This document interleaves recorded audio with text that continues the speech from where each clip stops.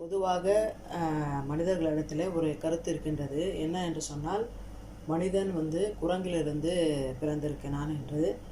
அது மிக மிக ஒரு தவறான கருத்து. ஏன் என்று சொன்னால், இந்த காலத்திலும் சிம்பான்சி என்ற ஒரு குரங்கு மனித குரங்கு இன்னும் இருந்து கொண்டிருக்கின்றது. நீங்கள் சொல்வதை போல் பார்த்தால், அப்போது இப்படிப்பட்ட குரங்கு வகைகள் இன்னும் மனிதர்களாகவில்லையா, மற்றவர்களெல்லாம் ஆகிவிட்டார்களா என்ற ஒரு கேள்வி இருக்கின்றது. அதனால் மனிதன் இந்த பூமியிலே பிறக்கும் போதே இறைவன் மனிதனாகத்தான் படைத்தான்.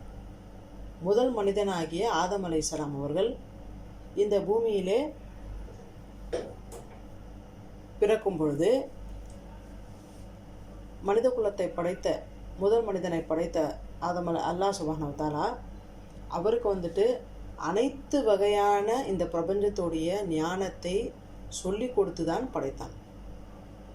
என்னவென்று சொன்னால், அவர் காலத்தில் என்ன அவருக்கு அறிவு வேணுமோ அதற்கு ஏற்றாற்போல் அவருடைய காலம் இருந்து தொண்டு தொட்டு பல வருடங்களாக மனிதன் எந்தெந்த காலத்திற்கு எந்தெந்த மாதிரி சிவிலைசேஷன் தேவையோ, எந்த மாதிரியெல்லாம் வளர்ச்சி தேவையோ அதுக்கு ஏற்றாற்போல் நம்மளுடைய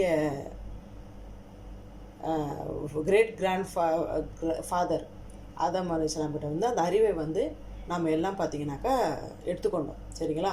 இன்ற அளவுக்கு ஸ்பேஸில் விடக்கூடிய ராக்கெட்டாக இருந்தாலும் சரி, அதோடைய அறிவு கூட ஏற்கனவே முதல் மனிதனான ஆதம் அலைஹிஸ்ஸலாமுக்கு அல்லாஹ் சொல்லி கொடுத்துட்டான். என்னவென்று சொன்னால், அவருடைய காலத்தில் அந்த அறிவு தேவைப்படலை. அதால் அதை அவர் செய்யலை. ஸோ காலத்திற்கு ஏற்றாற்போல் நம்மளுடைய தந்தைக்கிட்டேருந்து நாம் அந்த அறிவை பெற்று இருக்கின்றோம். சரிங்களா? அதால் இன்றைக்கு இருக்கக்கூடிய நவீன உலகத்திற்கும் இறைவனுக்கும் ரொம்ப டிஸ்டன்ஸு, அதாவது சம்பந்தம் இல்லாத மாதிரி பலர் நினைக்கிறார்கள். அது அப்படி கிடையாது. பலர் அறியாமையில் அப்படி இருக்கிறதால என்ன நினைக்கிறாங்கனாக்கா, இன்றைக்கி சயின்ஸ் தான் காடுன்ற மாதிரி, இறைவன் என்ற மாதிரி அவங்க சித்தரிக்கிறாங்க. ஸோ அப்படி கிடையாது. எல்லா நேரத்திலும் எல்லா காலங்களிலும் ஏக இறைவனுடைய கண்ட்ரோல் தன்னுடைய படைப்பின் மேலே இருந்து கொண்டு தான் இருக்கின்றது.